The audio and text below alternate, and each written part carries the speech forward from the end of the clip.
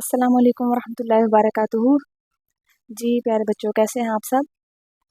आज जी इंशाल्लाह हम एक्सरसाइज 6.2 स्टार्ट करेंगे और उससे पहले हम देख लेते हैं कि हल्की फुल्की थ्योरी कह सकते हैं। इसकी डेफिनेशन वगैरह इतनी कोई इम्पोर्टेंट थी ही नहीं, तो सीधा इसके फार्मूलाज पे आते हैं जो कि ज़रूरी थे और जो यूज़ भी करने होते हैं। एक्सरसाइज में बहुत ज़्यादा यूज़ होते हैं, इसलिए डायरेक्ट हम फार्मूलाज ही करते हैं। और ये आपको फार्मूलाज ऐसे याद होने चाहिए कि समझें आपको फिंगर टिप्स पे अगर ये फार्मूलाज याद होंगे ना, तो तब ही आप ये क्वेश्चंस कर सकते हैं। इन्हीं फार्मूलाज पे ये 6 चैप्टर डिपेंड करता है। ठीक है, अगर ये आपको आते हैं तो फिर आपके लिए ये चैप्टर बिल्कुल भी मुश्किल नहीं है, बल्कि आसान है, ईजी है। ठीक है जी, स्टार्ट करते हैं। क्या सबसे पहले क्या है हमारे पास इसमें, ट्रिग्नोमेट्रिक रेशोज। ठीक है जी, ट्रिग्नोमेट्रिक रेशोज हमारे पास कितने होते हैं, 6 होते हैं। There are 6 trigonometric ratios.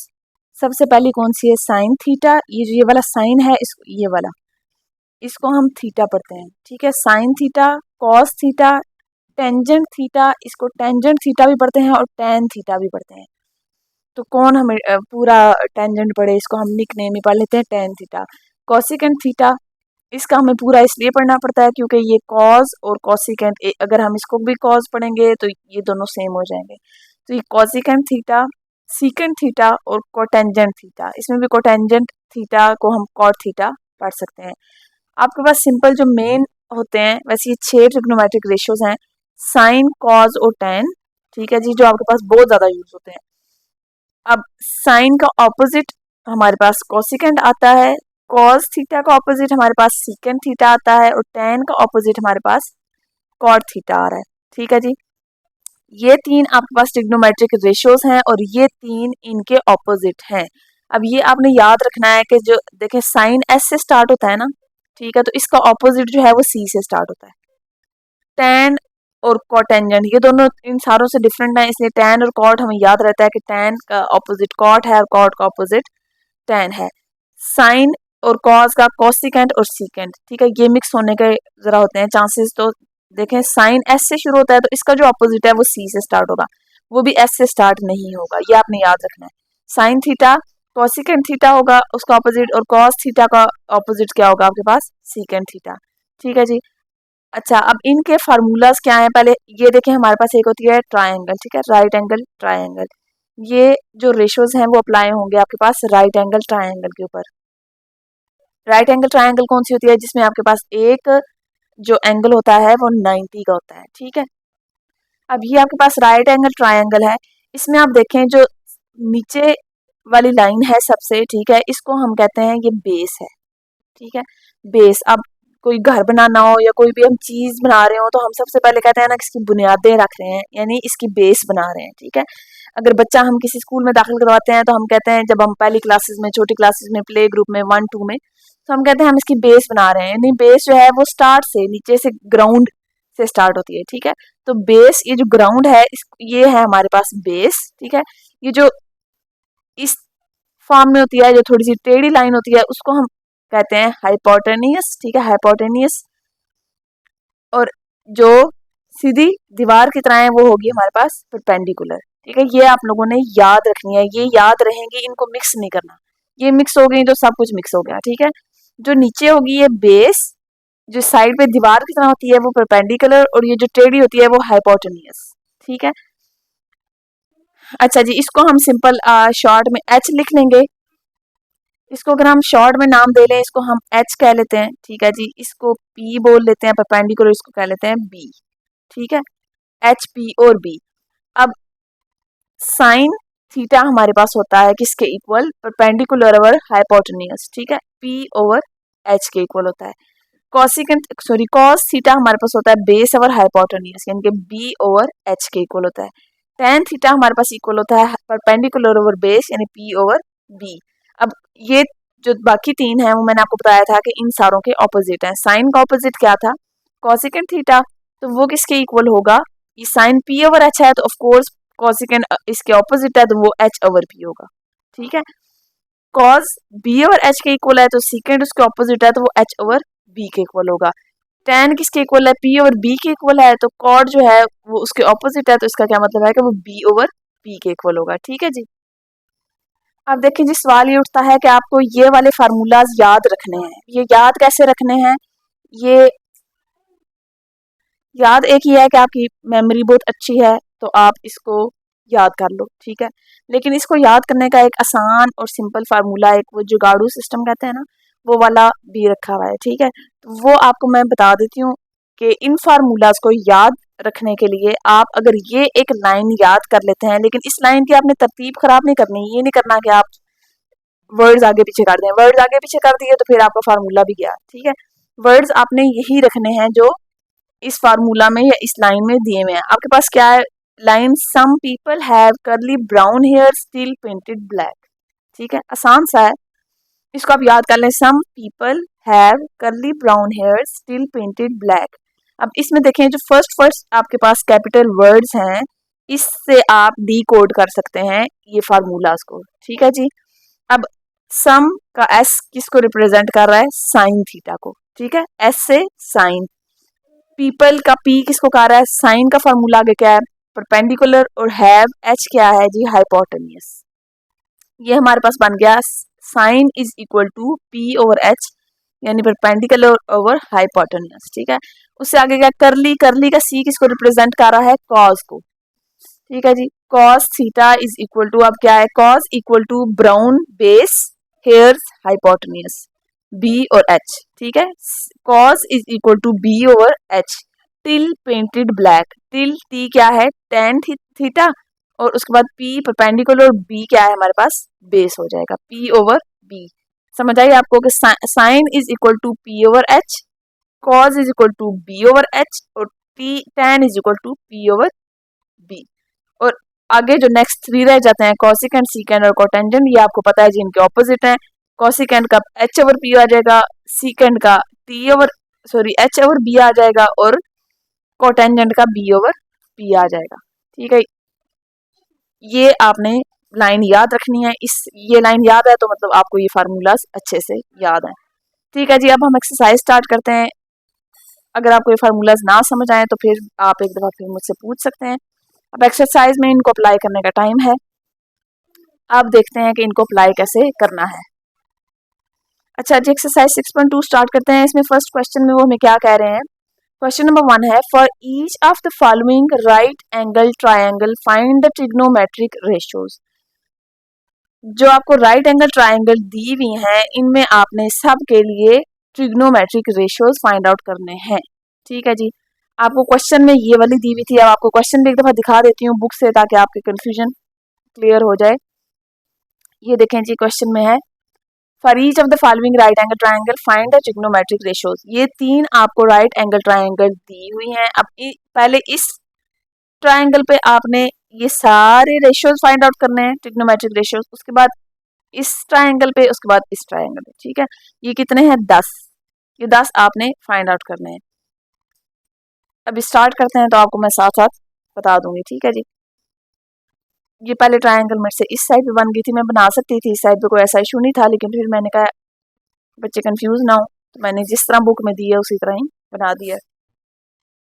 अच्छा जी, सबसे पहले बुक, ये ट्रायंगल ये वाली आपको बुक में गिवन है वैल्यूज में, ठीक है। वैल्यूज इसका ये देखें, ये परपेंडिकुलर है हमारे पास, पी क्या है हमारे पास 4, हाइपोटेन्यूस एच हमारे पास 5, और बेस हमारे पास बी क्या है 3, ठीक है जी।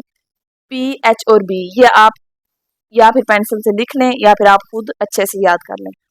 पहले आपके पास क्या है, ट्रिग्नोमेट्री रेशियो क्या है, साइन थीटा, ठीक है जी, जो आपको बुक में गिवन है साइन थीटा। साइन थीटा हमारे पास क्या था, अब आपने जो फार्मूला मैंने आपको बताया है, सम पीपल हैव, ठीक है, ये हमने लिख लिया। Sine theta P over H, अब पी हमारे पास क्या है, सिंपल 4, ये मैंने सी भी लिख दिया है, देखिए जिस तरह आपको बुक में गिवन है कि पी हमारे पास परपेंडिकुलर है, यानी कि बी सी या सी बी कुछ भी आप लिख सकते हैं। एच हमारे पास क्या है, सी ए या ए सी आप कुछ भी लिख सकते हैं, ठीक है जी। तो मैंने सिंपल, अगर ये लिखे ना लिखे कुछ मैटर नहीं करता, आप पी ओवर एच, ठीक है, पी ओवर एच भी लिख सकते हैं और सिर्फ ये भी लिख सकते हैं। पी आपके पास क्या है, पी ओवर एच, पी है आपके पास जी 4, ठीक है जी, P4 है और H आपके पास 5 है। ये मैंने इधर उल्ट लिख दिया था जब सॉल्व किया था, तो ये है 4/5 आपके पास आएगा आंसर, ठीक है। ये नहीं, P की वैल्यू 4 और H की वैल्यू 5, सिंपल हमने वैल्यूज पुट करनी है। अगर हमें फार्मूलाज क्लियर हैं, हमें फार्मूलाज ठीक से आते हैं, तो हमारा कोई काम नहीं है सिवाय इसके कि हमने इधर से देख देख के वैल्यूज पुट करनी है, ठीक है जी। नेक्स्ट हमारे पास सेकंड क्या है, साइन थीटा के पास क्या क्या आता है हमारे पास, कॉस थीटा। कॉस थीटा हमारे पास उस फार्मूला के अकॉर्डिंग क्या है, सम people have curly brown hairs, ठीक है जी, करली ब्राउन बेस हेयर्स हाइपोटेन्यूज, ठीक है जी। बी और एच, बी अब हमारे पास क्या है जी 3 और एच क्या है 5, तो सिंपल 3/5 हमने वैल्यू पुट कर दी। थर्ड हमारे पास क्या है जी टेन थीटा, ठीक है। शायद मैं क्वेश्चन ये बुक में आगे पीछे हूँ या मैंने आगे पीछे लिख दिया हूँ, लेकिन मैंने किए हुए सॉल्व है सारे, ठीक है। नेक्स्ट क्या है जी हमारे पास टेन थीटा। टेन थीटा हमारे पास क्या होता है, टिल पेंटेड ब्लैक, ठीक है, टिल पेंटेड ब्लैक। पी हमारे पास ट्राइंगल में P की वैल्यू क्या है 4 और B की वैल्यू क्या है 3, तो हमारे पास हमने वैल्यूज पुट कर ली 4/3। अब इनके जो ऑपोजिट हैं वो हमने ये तीन तो फाइंड आउट कर लिए हैं, अब इनके ऑपोजिट सिंपल हम इनके ऑपोजिट करके फाइंड आउट करेंगे। कॉसिकेंट हमारे पास P/H साइन है, तो H/P कॉसिकेंट है। इसमें भी मैंने गलत लिख दिया था, 5/4 होगा, ठीक है जी, 5/4। कॉज का ऑपोजिट क्या होता है, सीकेंट थीटा। सीकेंट में हमने ये कॉज आपके पास B/H है, तो सीकेंट थीटा आपके पास H/B होगा। H हमारे पास ये देखिए 3/5 है, तो 5/3 हो जाएगा। उसके बाद नेक्स्ट आपके पास जो उन्होंने क्वेश्चन दिए हुए हैं वो मैं आपको एक दफा फिर इधर से दिखाती हूँ ताकि आपको समझ आए। ये जो क्वेश्चन हैं ऊपर वाले, ये थीटा एंगल के अकॉर्डिंग हमने फाइंड आउट करने हैं, और जो नीचे वाले क्वेश्चन ये वाले दिए हैं, ये उन्होंने फाई, ये इसको फाई बोलते हैं, ठीक है जी, फाई एंगल के अकॉर्डिंग हमने फाइंड आउट करने हैं। अब थीटा, ये जो 90 का एंगल है ना, सारी इसकी कहानी है, ठीक है। अगर साइन थीटा फाइंड आउट करना है ना, तो थीटा जो है वो 90 के एंगल के बिल्कुल सामने होना चाहिए, ठीक है।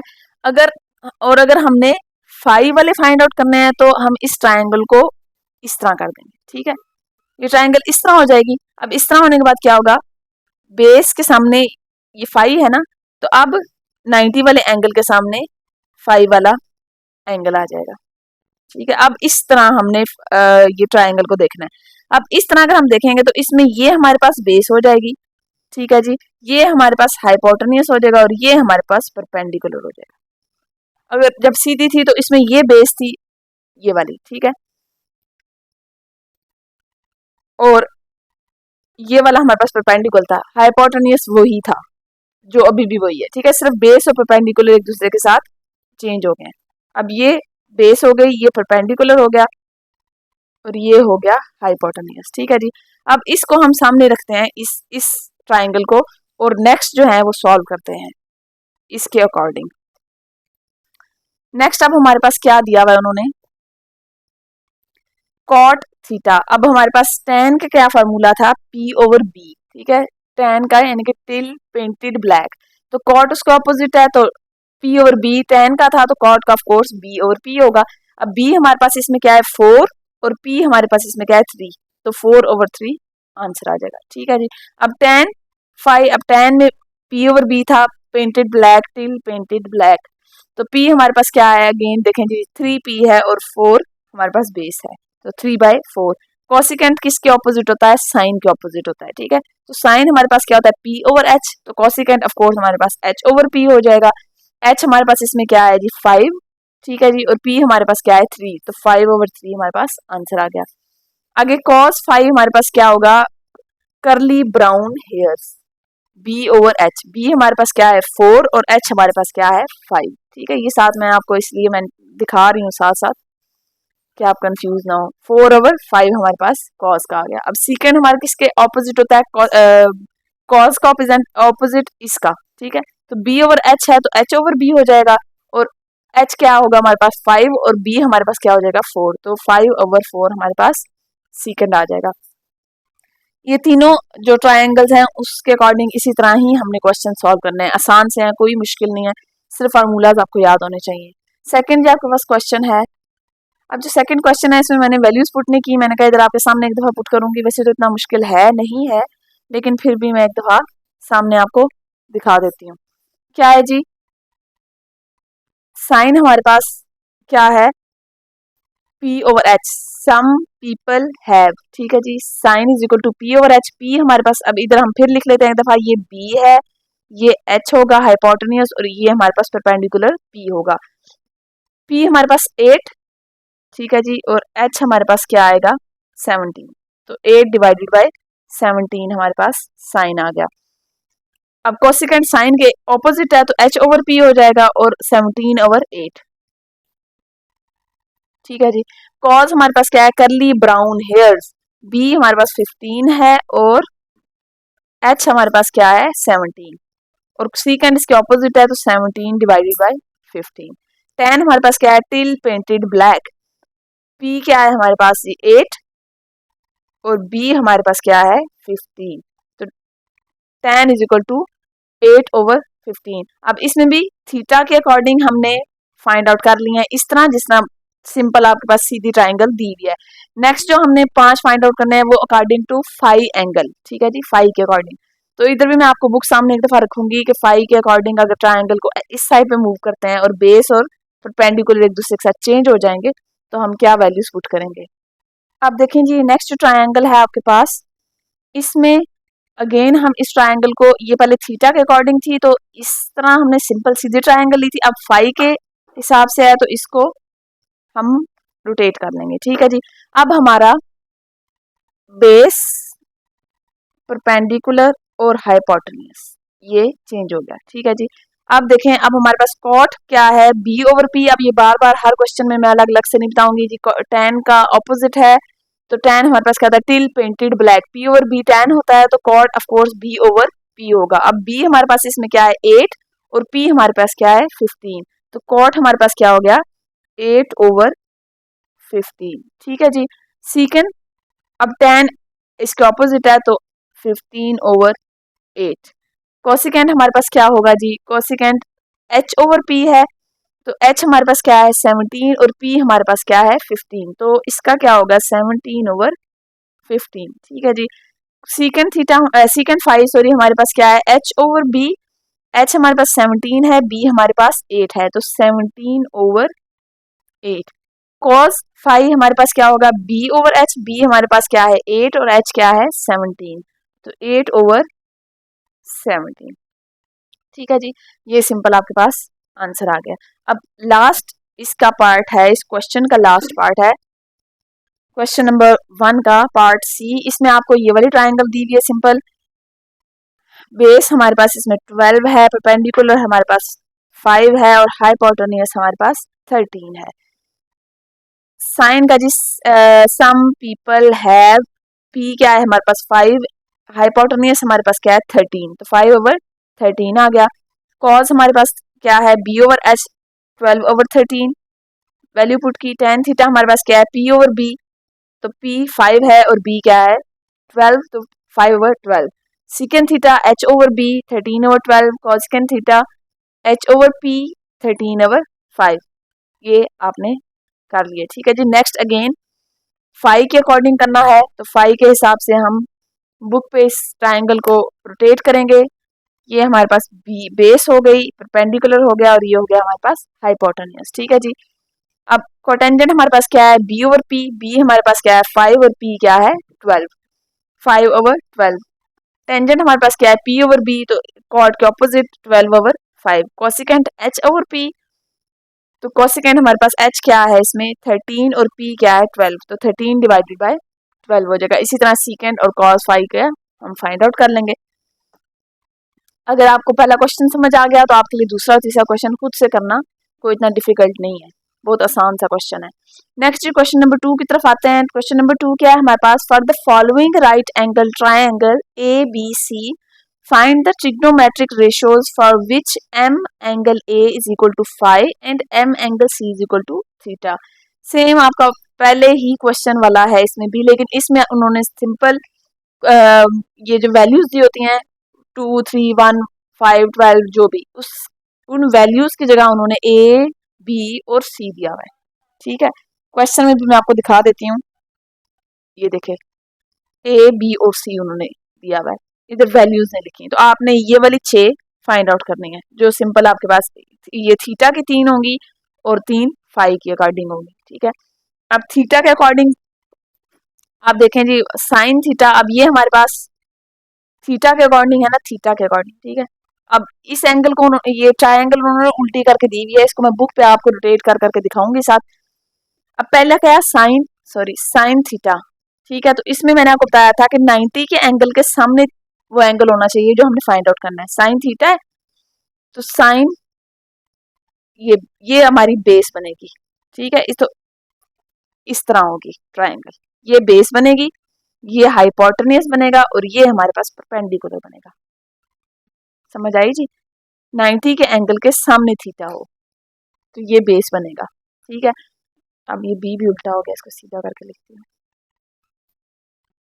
बेस, ठीक है। अब इस हिसाब से आप ये सामने रख के देखें जी, साइन पी ओवर एच है हमारे पास, तो पी हमारे पास क्या है सी और एच हमारे पास क्या है बी, ठीक है। सी ओवर बी हमारे पास आ गया।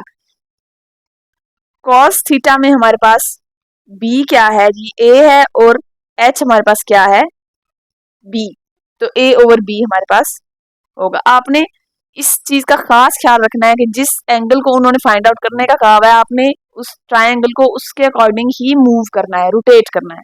अगर आप इसी ट्रायंगल को इसी तरह ही जिस तरह ये है बनी हुई इसी तरह सीधे ही रख के देख के सारे एंगल कर लेंगे तो वो आपका गलत हो जाएगा। जो आपको मैंने तरीका बताया है कि जो एंगल हो वो आप फाइंड आउट करना हो वो 90 के एंगल के सामने हो, ठीक है जी। इसी तरह tan theta p over b है तो c ओवर a, p हमारे पास परपेंडिकुलर, ये बेस है, ये परपेंडिकुलर है और ये हाइपोटेन्यूस है, ठीक है। तो p हमारे पास क्या है c और b हमारे पास बेस क्या है a, तो c ओवर a हो गया। अब फाई के अकॉर्डिंग करना है, साइन फाई हमारे पास क्या होगा, अब देखें इसको हम दोबारा से रोटेट करते हैं फाई के अकॉर्डिंग।